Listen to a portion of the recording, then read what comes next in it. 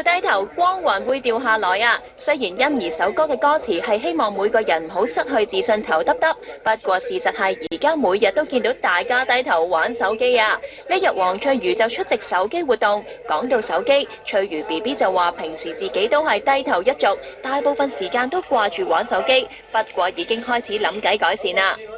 我絕對係㗎，咁我諗好多人都同我一樣㗎啦，就係瞓醒開始，我哋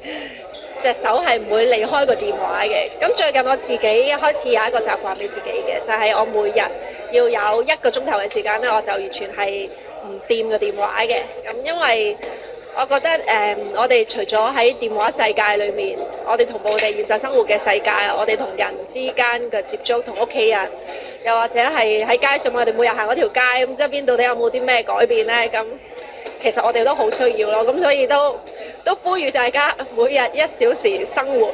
暑假將近，撇除工作同拍拖，平時中意周圍去嘅 Priscilla 一定好多計劃啦。我自己就過多一陣就開始拍劇啦，咁所以拍劇之前有呢1-2個禮拜，咁我就自己好想去多啲大自然。雖然而家天氣好熱啦，但係最近好中意影樹木啊，咁覺得好好啊嗰樣嘢，咁所以好想可以去多啲大自然，感受下一啲喺我工作嘅時間可能比較難接觸嘅嘢，咁所以係咯，呢一啲就係自己俾自己嘅計劃啦。至於日前，好多藝人都響應咗一個名為向前線消防員致敬嘅行動，大家都紛紛上載自拍照到社交網站，而 Priscilla 都有參與其中。不過有眼利嘅網民就發現 Priscilla 上載完冇耐又 delete 返喎。我自己嘅睇法就係我好想將好正面嘅力量俾全香港所有消防員嘅。咁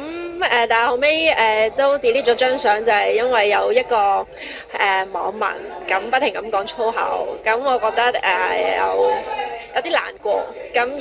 一個保護自己嘅方法就可能係，我就諗到可能最簡單就係 delete 咗佢。咁但係其實你問我自己，我覺得